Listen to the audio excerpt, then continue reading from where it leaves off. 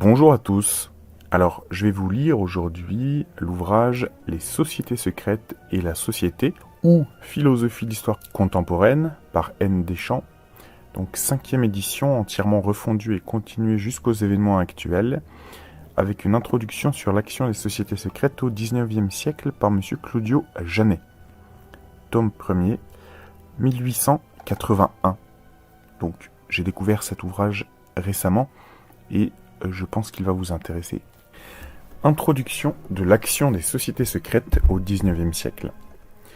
La maçonnerie n'est pas un jeu d'enfants, une réunion de bons vivants, une fabrique de courte échelle, voire une société de bienfaisance. Elle est avant tout une sorte de laboratoire où les grandes idées de l'époque viennent se combiner et s'affirmer pour se répandre ensuite dans le monde profane sous une forme palpable et pratique. Nous sommes la philosophie du libéralisme. Frère Goblet d'Aviella, sénateur membre du Grand Orient de Belgique. Au XVIIIe siècle, la maçonnerie était si répandue dans le monde qu'on peut dire que rien ne s'est fait depuis cette époque sans son consentement. Frère Malapert, orateur du suprême conseil du rite écossais, ancien et accepté. 1. Le problème de la Révolution. Depuis 150 ans, le monde moderne est en proie à une instabilité qui se traduit tantôt par des convulsions dans lesquelles sont emportés les gouvernements et les institutions séculaires, tantôt par un travail lent mais continu qui dissout les principes de religion, de droit, de morale, de hiérarchie sur lesquels la société a reposé de tout temps. La Révolution, tel est le nom que nos contemporains donnent à ce formidable phénomène. Pour la plupart, ce nom est comme l'énigme du sphinx antique. Peu d'entre eux sauraient définir la Révolution, mais aucun ne reste indifférent devant elle. Les uns l'acclament, d'autres l'envisagent avec terreur. Tous sentent qu'elle est dans l'histoire un fait absolument nouveau, qui n'a rien de commun avec les révolutions accidentelles d'autrefois, et que, sous ses formes les plus diverses, sous ses manifestations religieuses, politiques et sociales, la révolution moderne est toujours une.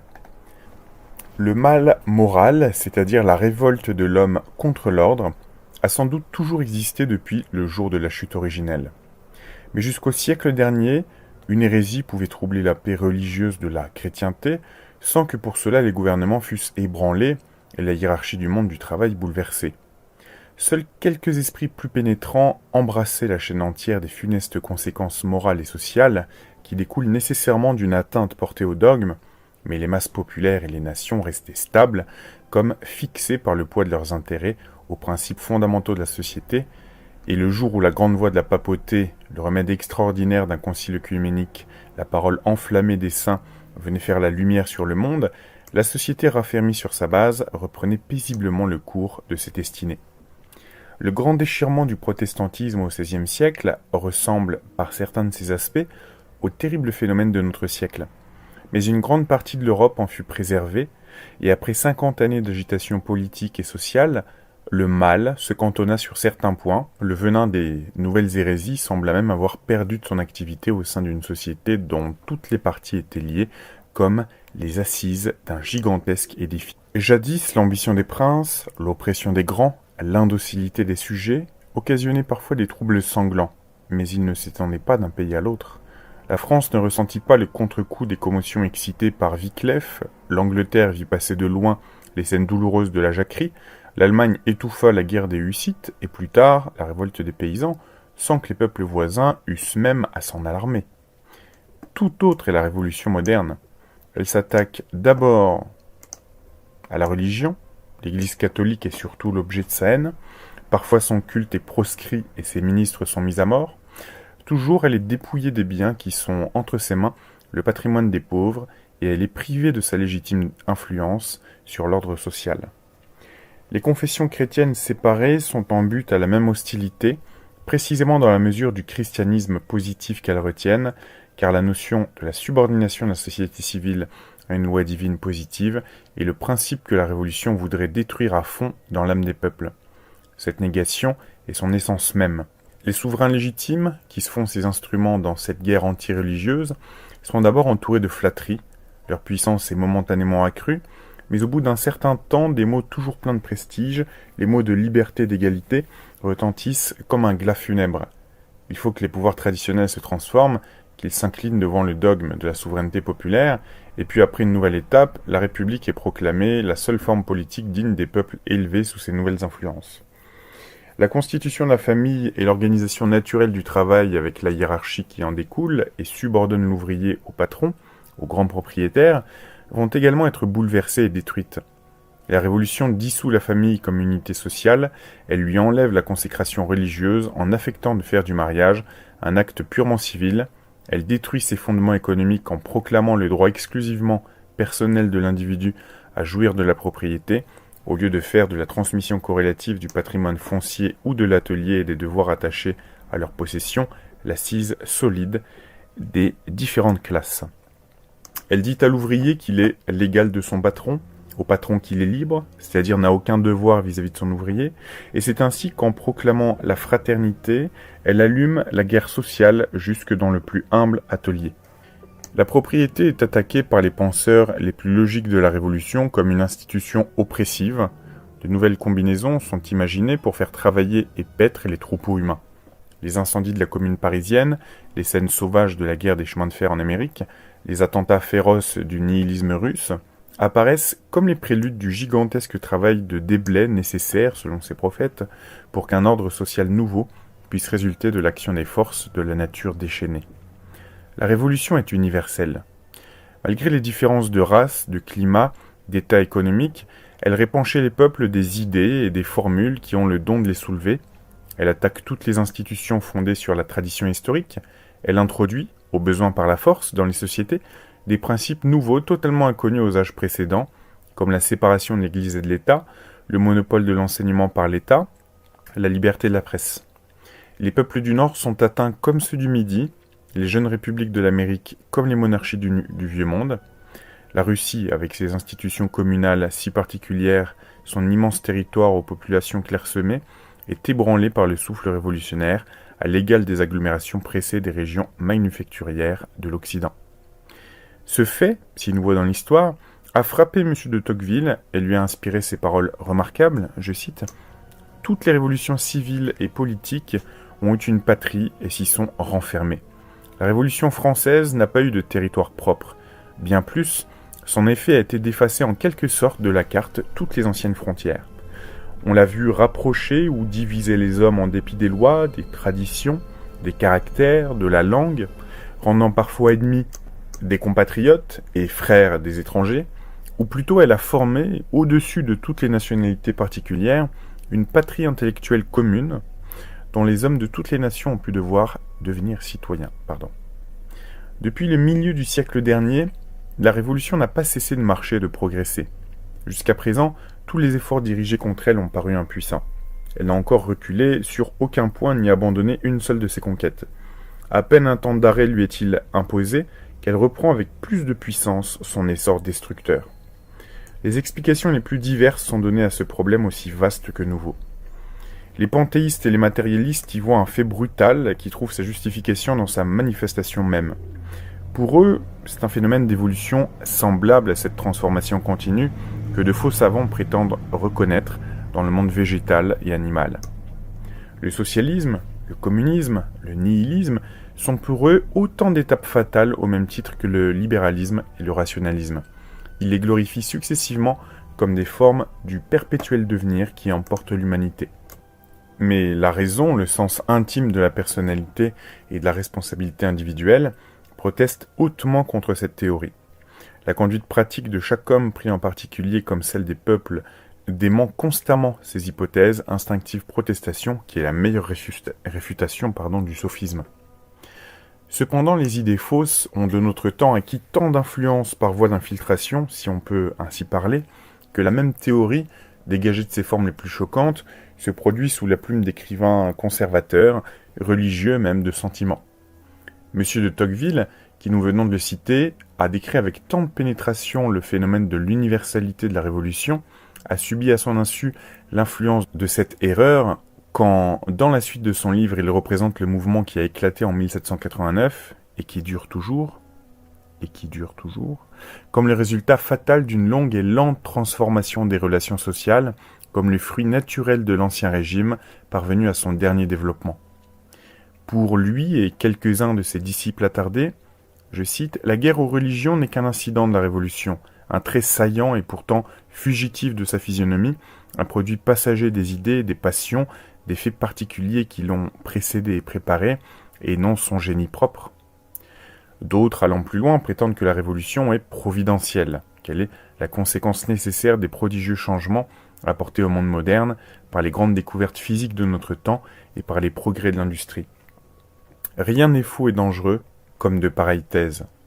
Elles méconnaissent, contrairement aux faits les plus évidents, le caractère essentiellement anti-religieux de la Révolution, et on peut s'assurer que si l'illustre écrivain qui l'a propagé avait assisté aux événements des 30 dernières années, ses appréciations en eussent été grandement modifiées. Ennemie avant tout et par son essence de l'Église, la Révolution ne peut pas être voulue par Dieu.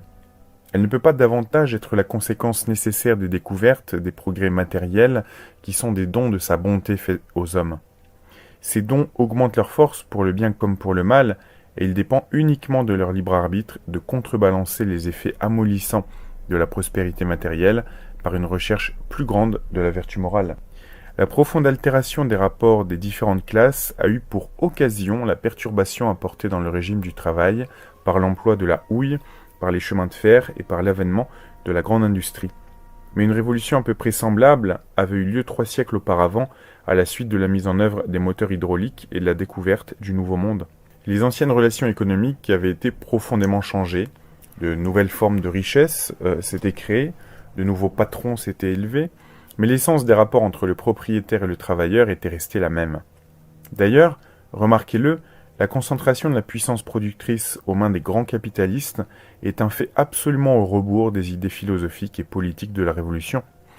Ils tentent à constituer une hiérarchie économique de plus en plus accentuée, en même temps que dans l'ordre politique, on proclame l'égalité absolue des citoyens et le suffrage universel.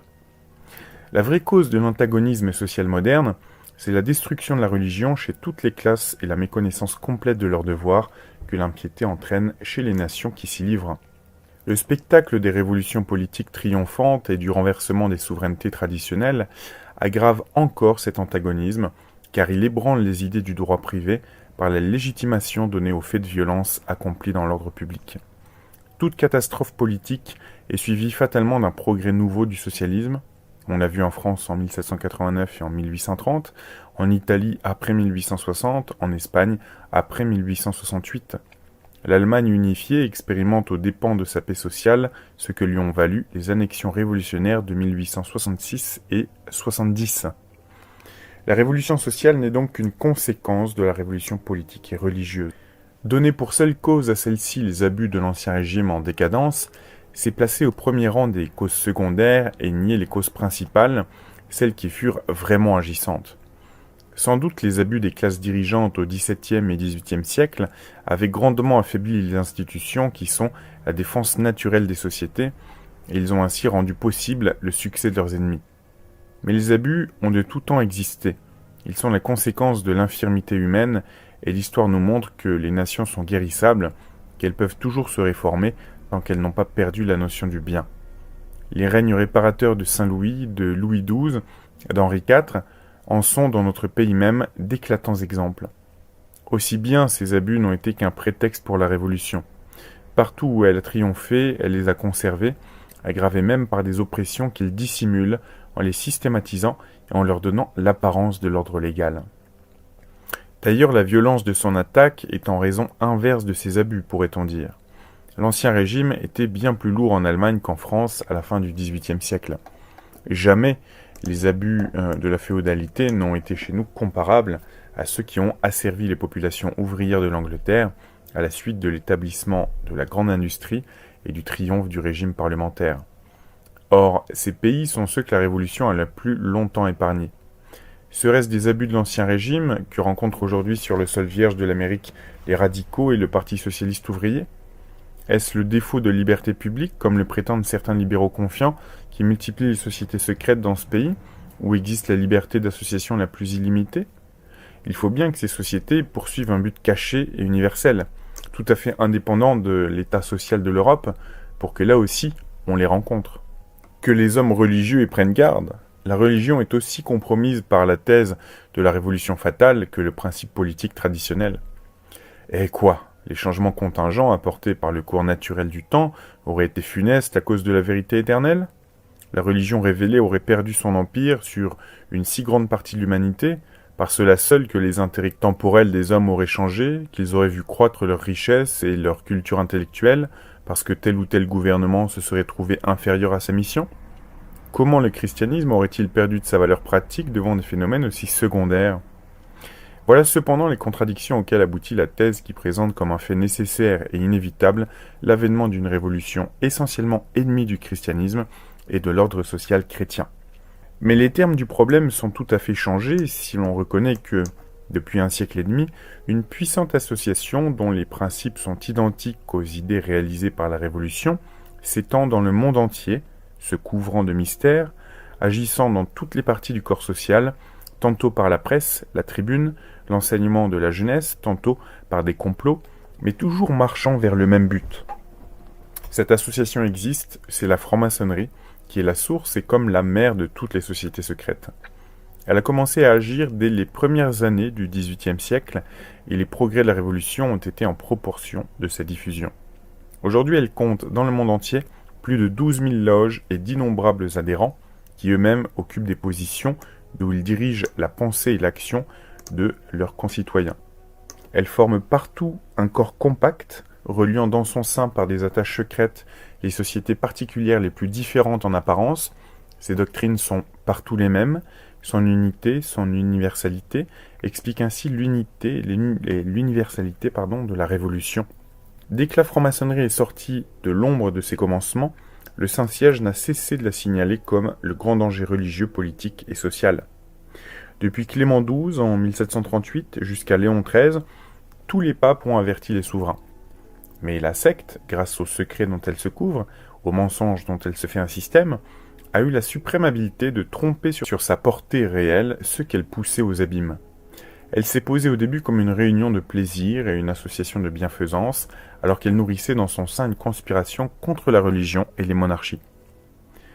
La Révolution, quand on la dégage des causes secondaires et des circonstances locales, apparaît donc comme un immense complot qui jusqu'à présent a réussi non pas par une fatalité historique, ni par une cause supérieure aux responsabilités humaines, mais par l'audace des conspirations et surtout par la défaillance, par l'aveuglement volontaire de ceux qui, au lieu de la combattre, ont systématiquement fermé l'oreille aux avertissements du pilote infaillible donné par Dieu à l'humanité. 2. Les sociétés secrètes et les moyens d'étudier leur action. Les choses en sont arrivées à ce point qu'il est difficile de fixer l'attention des hommes de notre temps sur les sociétés secrètes et leur action dans les événements de l'histoire contemporaine. La majorité des écrivains depuis un siècle, le plus grand nombre des maîtres de la jeunesse depuis 50 ans, presque toutes les voix de la grande presse européenne à l'heure présente, appartiennent à la franc-maçonnerie. Or, même pour le plus honnête homme du monde engagé dans les loges, pour le plus innocent apprenti, c'est une règle jurée rigoureusement de ne jamais parler ni écrire dans le monde profane sur l'ordre maçonnique, ni sur les associations secrètes. De là ce phénomène singulier entre tous et que signale fort bien Monseigneur de Ketteler, cet esprit si pénétrant et si versé dans la politique contemporaine. La franc-maçonnerie revendique et obtient dans l'univers entier le privilège remarquable d'une position toute exceptionnelle. D'elle seule au monde, il n'est pas question, à peu d'exceptions près, dans la presse publique, et elle ne veut pas qu'il en soit question. Tandis que le prêtre parle et prononce sur toutes les autres relations qui intéressent les hommes, tandis que le christianisme avec tous ses enseignements et toutes ses prescriptions, que l'État avec ses lois et ses constitutions sont l'objet de la discussion, tandis que même les plus intimes relations personnelles sont mises au grand jour, la franc-maçonnerie seule, d'après un consentement européen général, est une chose sacrée à laquelle il ne faut pas toucher. Chacun craint d'en parler comme d'une sorte de spectre. Cette position si étrange est déjà une preuve de l'immense puissance que la franc-maçonnerie exerce dans le monde. Alors j'ai une petite anecdote pour vous à propos du spectre. Vous savez, le James Bond Spectre, que tout le monde attendait beaucoup, puisque ça devait nous parler de cette mystérieuse organisation derrière toutes ces affaires. Eh bien, il était décevant, clairement, ce film. Enfin, très décevant. Et moi, j'ai vraiment eu le sentiment, à l'époque, c'était quoi, en 2016 ou 2015, je ne sais plus. J'ai vraiment le sentiment qu'il y avait le matériau, on sentait que il y avait des choses qui avaient été coupées au montage. Un peu le même sentiment qu'on a, toute proportion gardée, hein, avec Eyes Wide Shut de Kubrick. Ça a été ressaucissonné parce qu'il y a des trucs qui ont été coupés, mais de façon à ce que quand même on perde pas trop le fil. Et c'était étrange comme sensation. Et je me suis dit, tiens, est-ce que le réalisateur comptait peut-être nous parler de choses intéressantes et que le producteur, ou plus haut, hein, je sais plus si c'était la Warner, a dit non. Et donc que des trucs ont été coupés au montage. On ne saura jamais. Voilà, c'était la petite anecdote sur le spectre. Voilà pourquoi, sans même parler du temps présent, dans tant d'histoires du XVIIIe siècle et de la Révolution, un silence systématique est gardé sur l'existence même des loges maçonniques. Le degré réel de leur influence peut être discuté entre des hommes d'égale bonne foi, mais le fait de leur multiplication et de leur activité s'impose à quiconque n'a pas la plume liée, et nous verrons tout à l'heure que parmi les membres des sociétés secrètes, plusieurs n'ont pas interprété si strictement leur serment et n'ont pas craint de proclamer bien haut la puissance de l'action maçonnique. D'autres écrivains, et des plus avancés, semblent avoir pris à tâche de dérouter le public. Voici par exemple M. Bluntschli, qui, dans des ouvrages remarquables précisément par leur vaste érudition, a décrit tous les éléments de l'État moderne et de la politique. Il ne se borne pas aux formes juridiques, exactes comme un catalogue, il traite successivement de toutes les manifestations de la vie politique, partis, presse, associations, opinion publique. Seules les sociétés secrètes, si multipliées dans les États modernes, ne sont pas indiquées dans cette revue encyclopédique, et cependant M. Bluntschli ne peut en ignorer. Il est le grand maître d'une des puissances maçonniques de l'Allemagne, et il a rempli des volumes entiers des publications spéciales de l'ordre par ses discours sur l'influence de la maçonnerie. Mais ces livres destinés au monde profane n'en laissent pas soupçonner le moindre mot à qui ne sait pas, grâce à une longue habitude, reconnaître les manières de penser propres aux affiliés. Un des facteurs les plus considérables de l'histoire moderne est ainsi soustrait systématiquement à la connaissance des lecteurs non initiés. Néanmoins, au fur et à mesure que la Révolution a fait des progrès, le voile s'est soulevé, les aveux se sont multipliés, les hommes les plus avancés n'ont pas craint de hausser la voix et de reprocher aux arriérés leur manque de courage et de logique.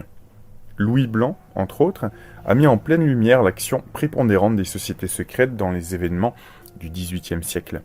Henri Martin leur a consacré de longues pages dans les derniers volumes de son Histoire de France. Et oui, Henri Martin, vous vous souvenez, sur le Monopoly, l'avenue Henri Martin.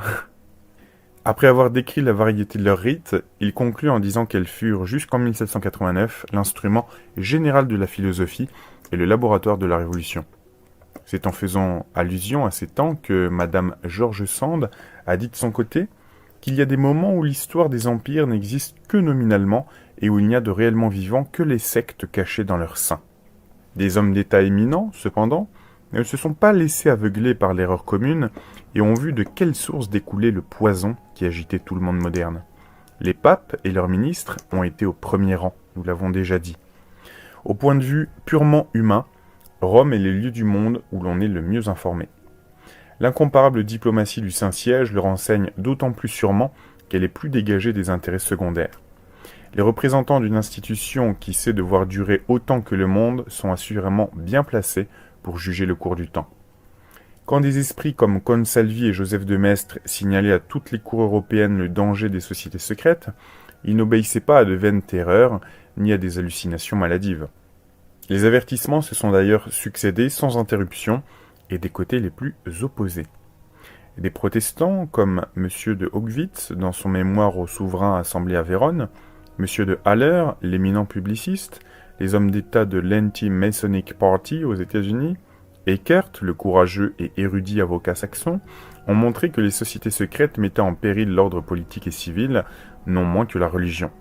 Plus récemment, Monseigneur de Kettler, l'illustre évêque de Mayence, Monseigneur Dupanloup, le cardinal Deschamps, l'archevêque de Malines, ont, avec leur haute autorité, démontré que la franc-maçonnerie était le plus grand péril des temps modernes, dans des écrits où les leçons de la logique et les enseignements de l'histoire sont présentés d'une façon saisissante.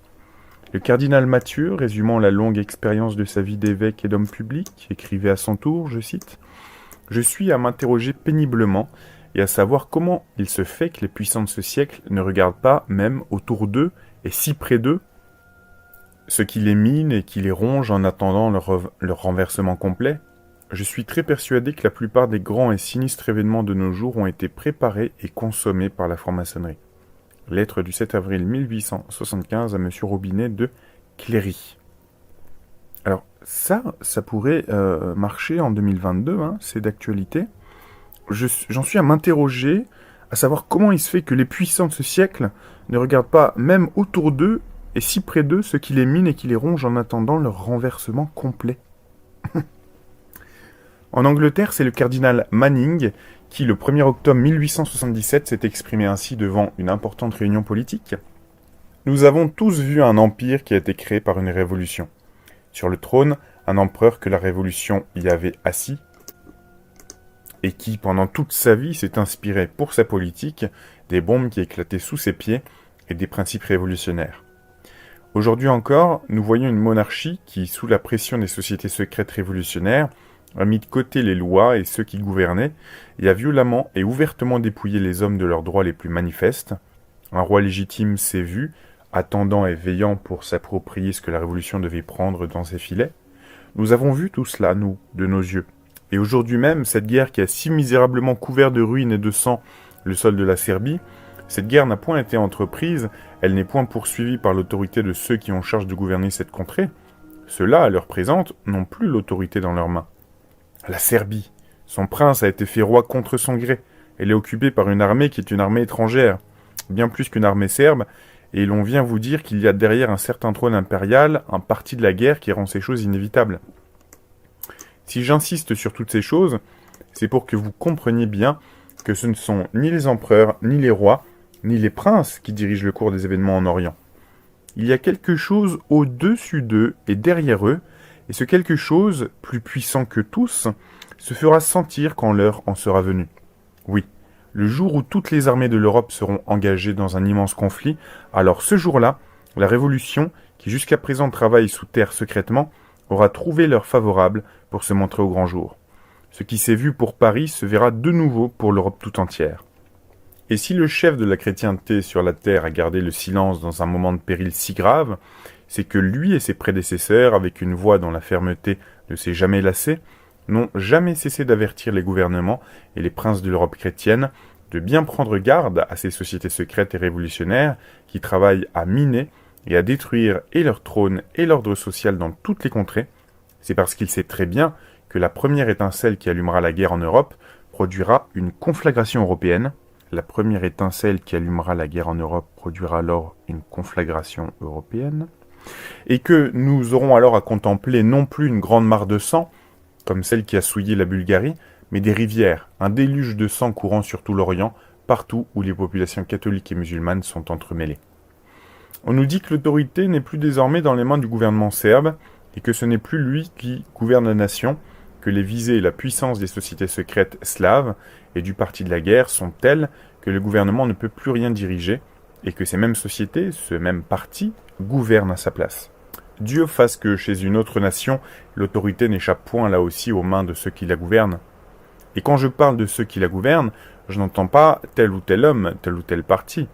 En pareille question, les partis et les hommes sont bien peu de choses à mes yeux. Mais j'entends le gouvernement de nos grands centres dont nous sommes les fils, ou les fils. Le gouvernement de notre monarchie, le gouvernement de notre souveraine. J'entends le gouvernement non point des partis, mais le gouvernement de la nation anglaise qui est concentré dans l'autorité suprême d'une souveraineté qui compte 1 millier d'années d'existence. Alors ça c'est une métaphore pour désigner une secte millénaire, hein, une souveraineté qui compte 1 millier d'années d'existence.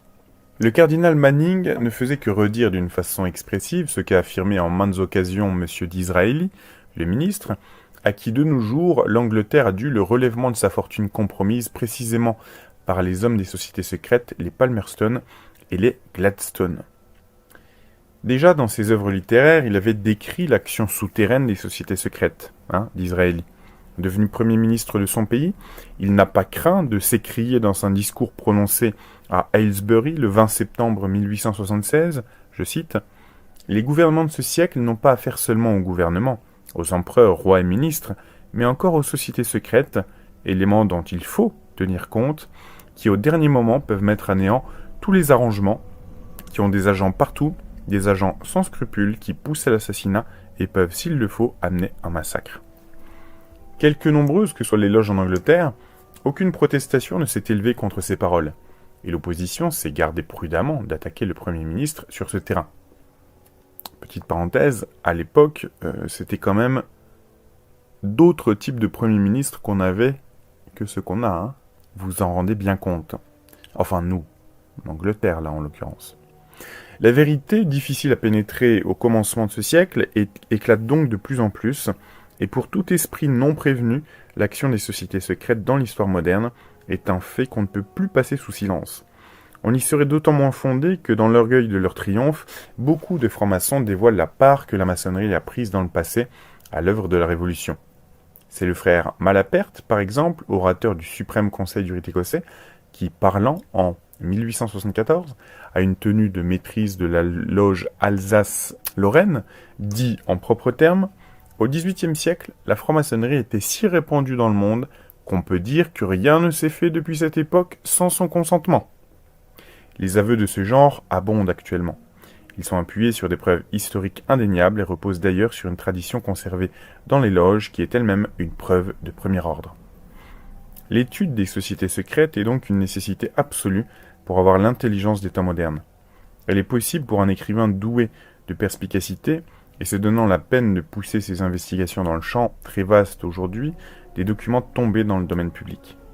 Le père Deschamps, dans la préface de la première édition de cet ouvrage, a indiqué en termes excellents la méthode à suivre, je cite, « Catholique de naissance, prêtre par vocation, dévoué à l'Église et à tous les devoirs qu'elle impose à ses ministres, nous n'avons jamais fait partie de société secrète quelconque, nous n'avons jamais prêté aucun des serments attachés à leur grade, nous n'en avons jamais reçu la confidence intime ou sous le secret, ou par une trahison vengeresse d'aucun de leurs membres, et cependant nous sommes convaincus, et bien des maçons eux-mêmes le seront, que nous avons une connaissance plus complète de la franc-maçonnerie et de ses principales sectes que la plupart de ses membres, même les plus avancés en apparence.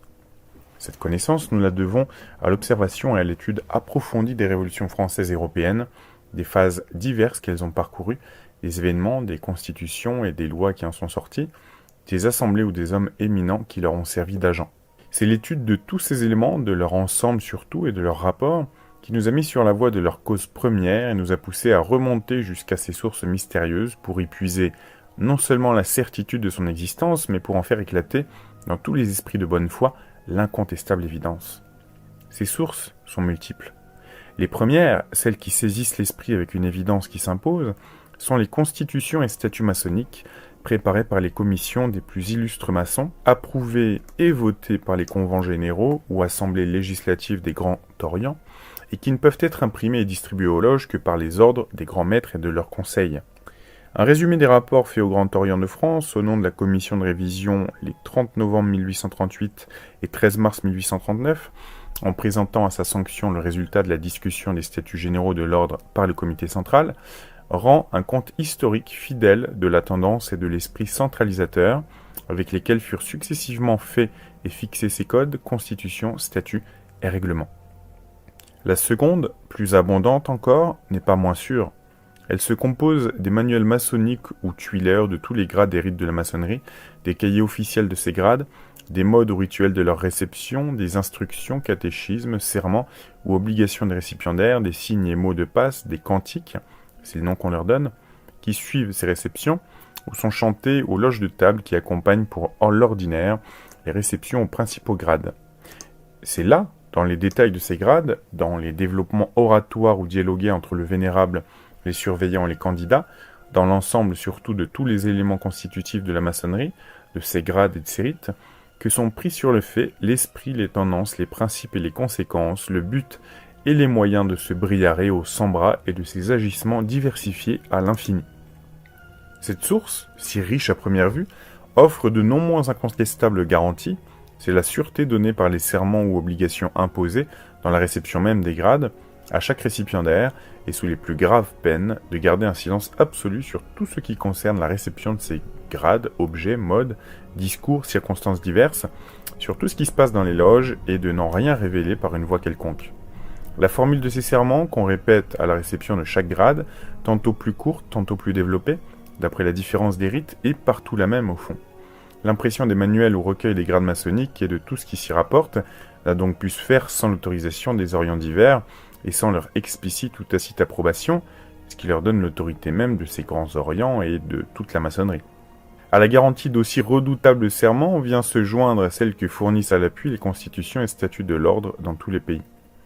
Parmi les maçons frappés d'irrégularité, on compte, d'après l'article 203 de la Constitution promulguée à la suite du rapport que nous avons cité plus haut, ceux qui, par la voie d'impression ou de toute autre manière, rendent publics les cahiers des grades et les mystères de la franc-maçonnerie, enfin ceux qui publient les travaux des ateliers à la correspondance ou ceux du Grand Orient sans autorisation spéciale, on lit aussi article 215, ceux qui, par la voie de l'impression ou de la lithographie ou par tout autre moyen, ont rendu publics les cahiers des grades et les mystères de la franc-maçonnerie sont exclus à perpétuité des ateliers de la correspondance du Grand Orient et ne peuvent en aucun cas être réhabilités comme maçons. 20 ans plus tard, sous la grande maîtrise du prince Lucien Murat, les statuts portent les mêmes prescriptions, les mêmes pénalités et les étendent à tous les écrits périodiques. Le grand maître, en voyant augmenter tous les jours le nombre, rendit même le décret suivant en son conseil, et selon toutes les règles constitutionnelles de la franc-maçonnerie, je cite, « Attendu y est-il dit que depuis quelque temps déjà nous avons remarqué que le nombre des publications maçonniques périodiques ou autres va chaque jour croissant, considérant qu'on peut être fondé à soutenir que les productions des membres isolés de l'ordre sont plus ou moins celles de l'ordre entier, puisque s'il n'en est pas solidaire, il eût dû au moins les empêcher de se produire ou les désavouer.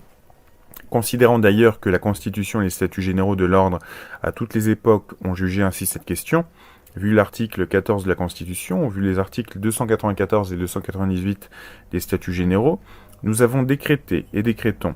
Article 1. À partir du 1er mars 1859, nul écrit maçonnique, périodique ou autre, ne pourra être imprimé ailleurs que chez l'imprimeur du Grand Orient de France, à moins d'une autorisation spéciale de notre part, etc. Le grand maître de l'ordre maçonnique en France, L. Murat. Alors, est-ce que ce Murat était de la famille d'un des généraux de Napoléon? Je ne sais pas. Eckert, l'avocat saxon, dans son mémoire adressé au Parlement de Dresde contre la maçonnerie, atteste l'existence des mêmes statuts en Allemagne. Tous ces manuels et tuileurs d'une si grande autorité, nous les avons tous ou presque tous interrogés et étudiés. Or, si la seule exploration extérieure des constitutions et des manuels maçonniques démontre déjà si incontestablement la richesse et la sûreté de cette source, quelle preuve ne fournirait-elle pas à nos recherches quand nous descendrons au fond de ces abîmes et que, avec la seule logique, nous les sonderons, découverts et mis à nu par les maçons eux-mêmes, maîtres à tous les degrés les plus habiles et les plus évidemment autorisés, Bazot, Picard, B. Clavel, Rédarès, Villaume, Tessier. Quelle sûreté et quelle richesse ne nous offrira-t-elle pas, sous la conduite surtout de maître Ragon, élevé, dit-il lui-même, dès sa jeunesse, dans le rigorisme conservateur des loges départementales, fondateur après 12 ans d'exercice d'une des plus illustres loges de Paris, les Trinosophes, collaborateur des cahiers même des grades du Grand Orient, approuvé solennellement enfin par une commission composée de membres de 2 grandes chambres et du suprême conseil du Grand Orient, dans son cours des initiations suivies, dit-il encore, par toutes les illustrations du barreau parisien. Que désirer de plus? Et cependant nos recherches et nos preuves ne sont pas bornées là.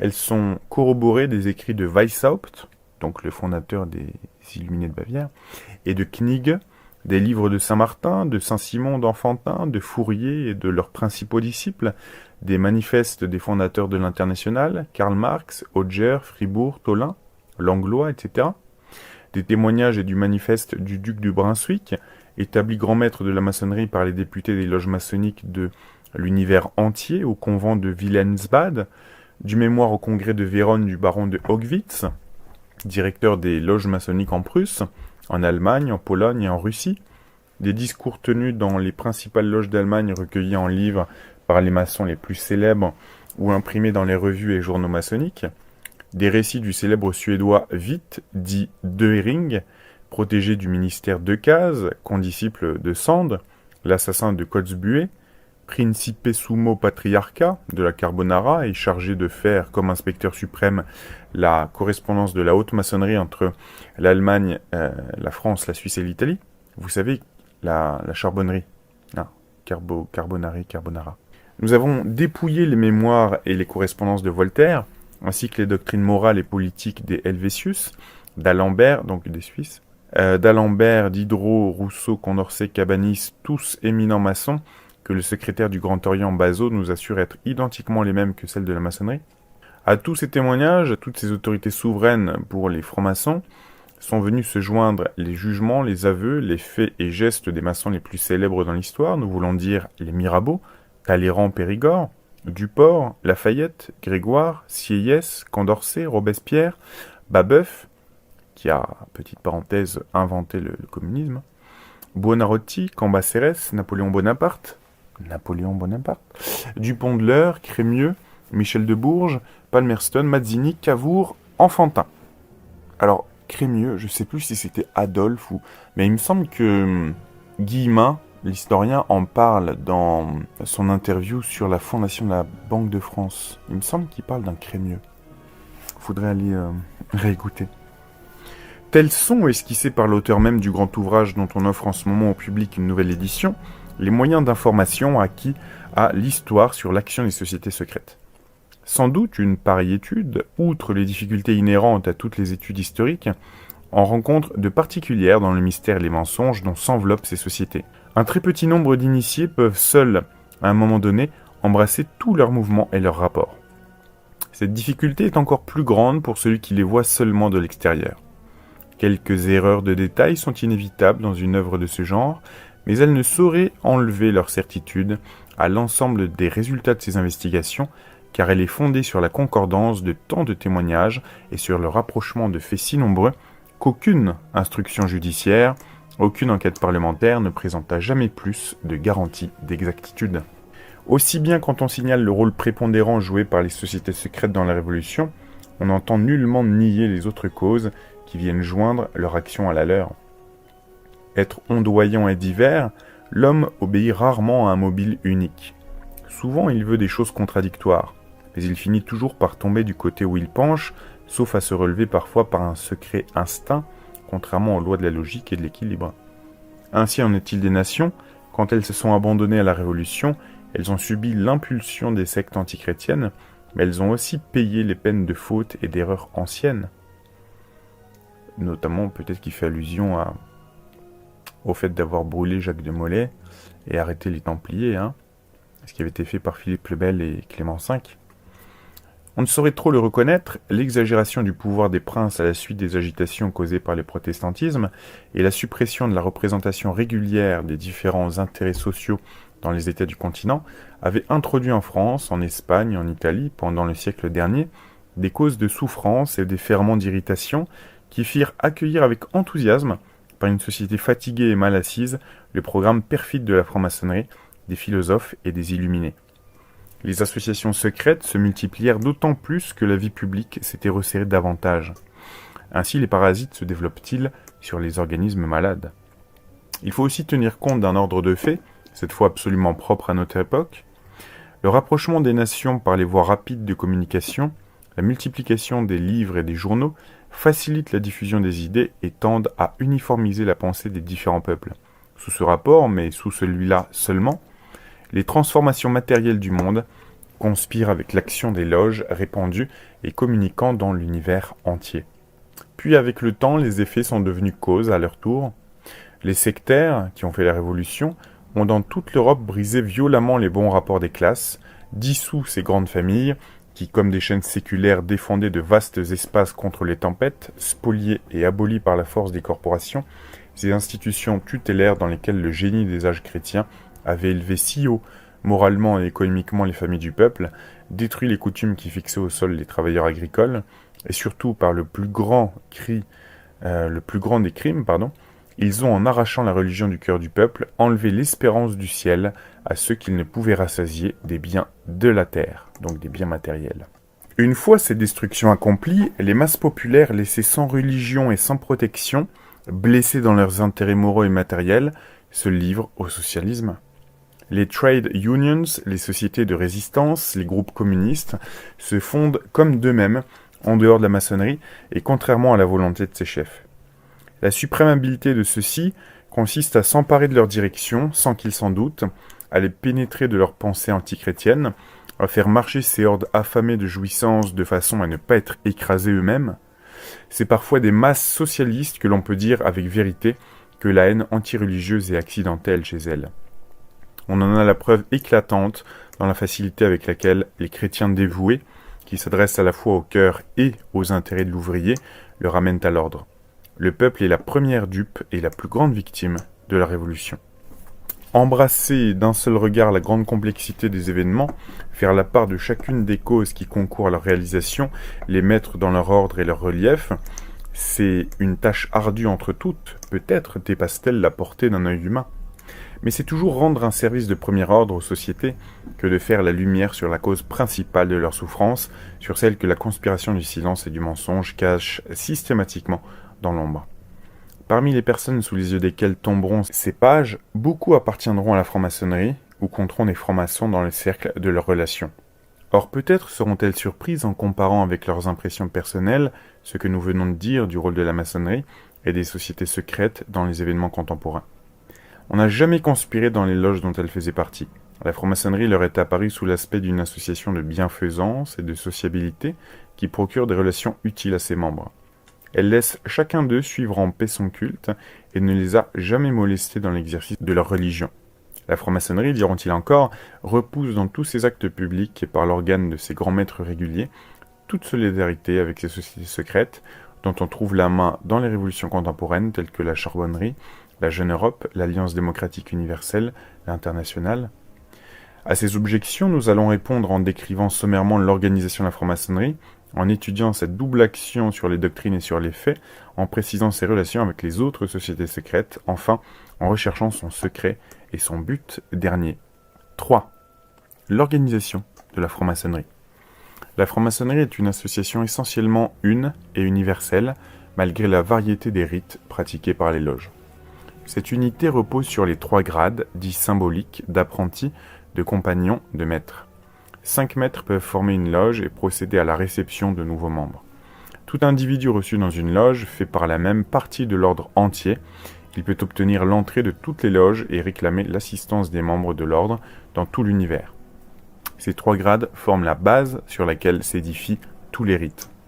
Ces rites consistent dans une série de grades, dits chapitraux, dans lesquels les doctrines de la maçonnerie sont développées sous la forme d'allégories variées. Tous les auteurs maçonniques reconnaissent que la doctrine de l'ordre est tout entière contenue dans le rituel des 3 grades symboliques. Les grades chapitraux ne font que la rendre plus claire, que l'inculquer plus fortement chez les initiés. L'origine et la valeur des grades chapitraux sont un grand sujet de débat entre les écrivains de l'ordre. Certains d'entre eux prétendent les faire remonter à la continuation même de l'ordre du Temple. On trouvera des indications précises sur la part de vérité qui renferme cette tradition dans les chapitres 1 et 2 du livre second de cet ouvrage. Donc, petite parenthèse, que les anticomplotistes ne viennent pas nous mentir, en disant que c'est faux.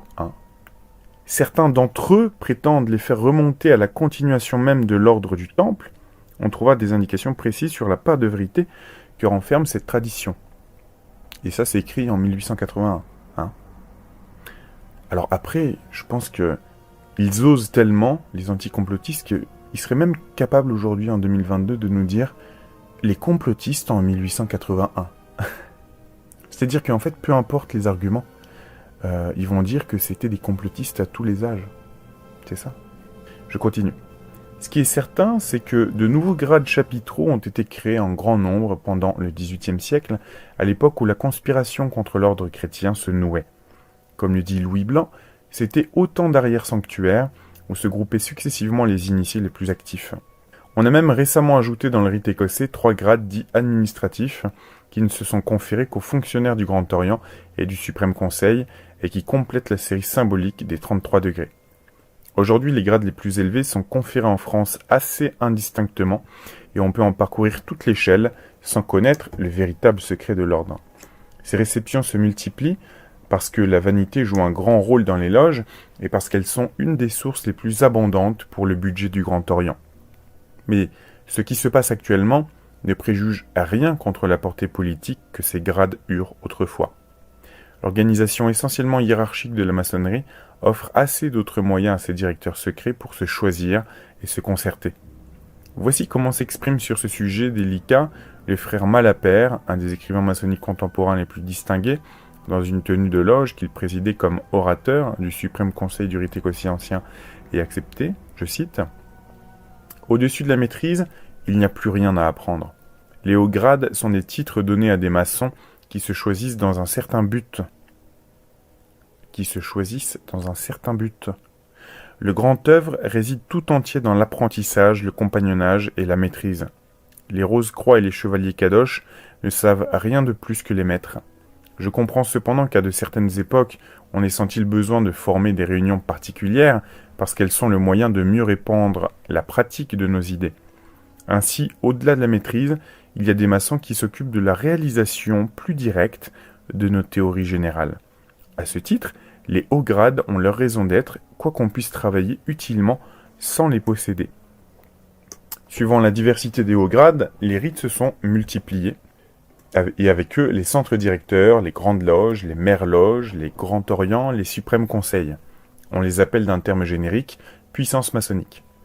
Comme on le verra dans la partie historique, les chefs de la maçonnerie se sont efforcés, un peu avant la Révolution française, de concentrer ces puissances et de fusionner ces rites. Ils y sont parvenus en partie seulement. En France, il y a actuellement 4 puissances maçonniques. Le Grand Orient de France, le Suprême Conseil du rite écossais ancien et accepté, la Grande Loge symbolique écossaise, le Suprême Conseil du rite de Mizraïm. Ces puissances maçonniques sont souveraines les unes vis-à-vis des autres, mais des traités existent entre elles. Elles reconnaissent les grades conférés par les loges de leur obédience. L'unité de l'ordre n'est donc pas altérée. Voici l'organisation intérieure du Grand Orient, qui est actuellement de beaucoup la plus importante de ces 4 puissances. Le Grand Orient, dit Clavel, un de ses officiers, se forme des vénérables, des loges proprement dites, et des présidents des divers ateliers qui pratiquent les hauts grades des rites français, écossais anciens et acceptés, à défaut de leur président. Ces divers corps sont représentés par des députés spéciaux, élus par eux annuellement à la majorité des voix. Le Grand Orient s'attribue la puissance suprême, dogmatique, législative, judiciaire et administrative de tous les ateliers, de tous les rites et de tous les grades existants dans toute l'étendue de la France. L'Assemblée générale du Grand Orient a lieu une fois par an et statue comme un parlement sur les questions qui lui sont soumises. La direction effective appartient au Conseil de l'Ordre, composé de 33 délégués de l'Assemblée générale qui résident à Paris et statue sur toutes les questions qui se présentent. Le Grand Orient se divise en 5 branches principales. La chambre de correspondance et des finances constitue l'administration. La chambre symbolique qui s'occupe de tout ce qui est relatif aux ateliers des 3 premiers grades.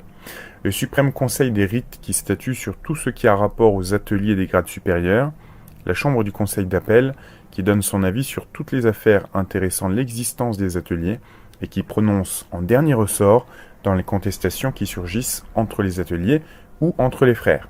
Enfin, le comité central ou d'élection qui s'occupe des mêmes matières à huis clos.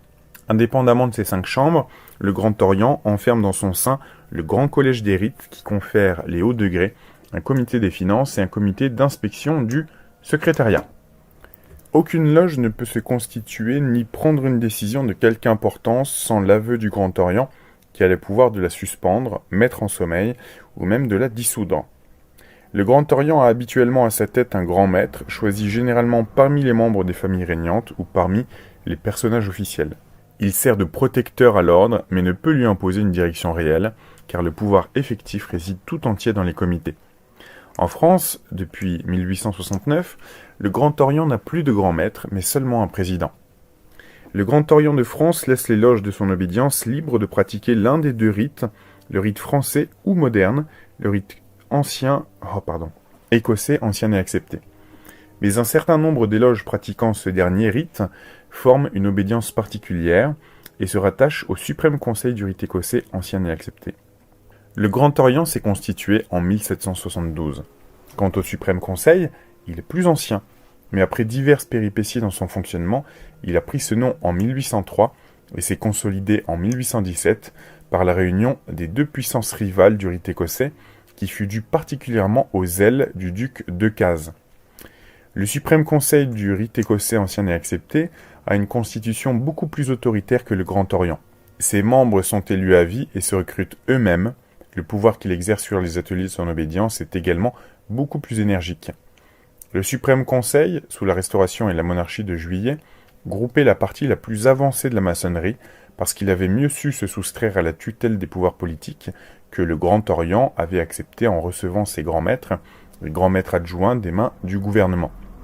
Mais aujourd'hui, en raison de sa constitution plus fermée, le suprême conseil perd rapidement son influence. Beaucoup de loges, qui pratiquent d'ailleurs le rite écossais, l'ont abandonné pour passer dans l'obédience du Grand Orient. C'est là où il y a la plupart des politiciens aujourd'hui. Depuis plusieurs années, une lutte sourde d'influence existe entre le Grand Orient et le suprême conseil du rite écossais, et quand on rapproche les noms des membres de ces deux corps, on s'explique facilement la division qui s'est produite dans les rangs du Parti républicain et a abouti à une rivalité ouverte entre deux hommes également considérables de ce parti et également engagés dans la franc-maçonnerie. Sous l'influence de ces dissensions intestines, 11 des principales loges parisiennes de l'obédience du Suprême Conseil s'en sont récemment séparées et ont constitué au mois de février 1880 une puissance maçonnique nouvelle sous le titre de Grande Loge symbolique écossaise. Par une étrange coïncidence, le préfet de police qui a donné cette autorisation aux loges révoltées contre le Suprême Conseil s'est trouvé être un des membres les plus importants du Grand Orient. Là, il y a une petite note de bas de page. Dans les derniers jours de février 1880, Le Siècle, qui est dans la presse profane l'organe officieux du Grand Orient, a annoncé ce fait par la note suivante. Depuis 18 mois, un grand nombre de loges du rite écossais luttaient contre le Suprême Conseil pour obtenir dans leur constitution des réformes dont la légitimité ne saurait être contestée. Blablabla, blablabla. Une demande adressée dans ce sens le mois dernier à Monsieur le ministre de l'Intérieur a été favorablement accueillie et Monsieur le préfet de police, Monsieur Andrieux, vient de faire savoir aux intéressés que la Grande Loge symbolique écossaise était autorisée à fonctionner en France dans les mêmes conditions que le Suprême Conseil et le Grand Orient de France. Je continue. Quant au rite de Mizraïm ou rite égyptien, qui doit son origine à Cagliostro, puis s'est propagé de nouveau en France en 1816, il renferme surtout des juifs. Il n'a plus actuellement une grande importance. Alors, petite parenthèse, aujourd'hui je crois que c'est Memphis Mizraïm, c'est les deux ensemble, et c'est très très occultiste, hein, dans le sens peut-être un peu hors de Templier Orientis, etc. Très égyptien avec des accoutrements particuliers, etc. La même organisation avec la même variété de rites et de puissances maçonniques existe dans les autres pays. Depuis que les gouvernements en sont venus à reconnaître la franc-maçonnerie ou officieusement ou officiellement, comme en Angleterre, et en France même depuis 1861, les différents Grands Orients ou Grandes Loges font coïncider les limites de leur obédience avec celles des États où ils sont établis. Il y a ainsi un Grand Orient de Belgique, un Grand Orient de France, un Grand Orient d'Angleterre, etc. Aux États-Unis, il y a 38 grandes loges autant que d'États, à l'époque. Mais cette division des obédiences, nous le répétons, n'empêche nullement l'unité de la maçonnerie. Des traités et des unions spéciales assurent à tout franc-maçon affilié dans une loge d'un rite quelconque l'exercice de ses droits maçonniques dans les loges du monde entier et lui donnent droit à leur appui. Nous aurons d'ailleurs bientôt à examiner si par-dessus tous les Grands Orients, il n'existe pas un directoire secret qui les réunit en faisceau. Si par-dessus tous les Grands Orients, il n'existe pas un directoire secret qui les réunit en faisceau. D'après les statuts du Grand Orient de France arrêtés en 1772 et révisés en 1799, l'ordre des francs-maçons a pour objet l'exercice de la bienfaisance, l'étude de la morale universelle, des sciences et des arts, et la pratique de toutes les vertus. C'est en 1854 seulement que l'on a ajouté ce paragraphe additionnel. Il a pour base l'existence de Dieu, l'immortalité de l'âme et l'amour de l'humanité. C'est ce paragraphe qui a été supprimé après une longue discussion en 1877 comme une déviation du véritable esprit de l'ordre. La franc-maçonnerie se présente donc, dans ses statuts, comme ayant à la fois pour but l'exercice de la bienfaisance et l'étude de la morale universelle. Sur le budget dont elle dispose, les loges font un certain nombre d'œuvres de philanthropie. Elles ont au XVIIIe siècle inventé cette expression, ainsi que les fêtes de bienfaisance. Donc ils ont inventé le terme de philanthropie. Une publicité retentissante en est le caractère essentiel et distingue ainsi radicalement cette bienfaisance de la charité chrétienne. Les loges accordent aussi des secours à leurs membres, mais sans leur reconnaître aucun droit à cette assistance pécuniaire. Elles posent même en principe l'exclusion des pauvres. Rappelons-nous, dit le frère Ragon, que la maçonnerie n'a pas constitué un corps d'individus vivant aux dépens des autres. Les mendiants qui s'associent pour faire de la misère, oseraient-ils avouer dans quel but ils se feront recevoir? Ils viennent audacieusement vous imposer leur détresse et le poids de leur vice, sans avoir été utiles à l'ordre par aucun talent, par aucune vertu. Cette lèpre hideuse de la maçonnerie en France montre la coupable négligence des loges, surtout de celle de Paris.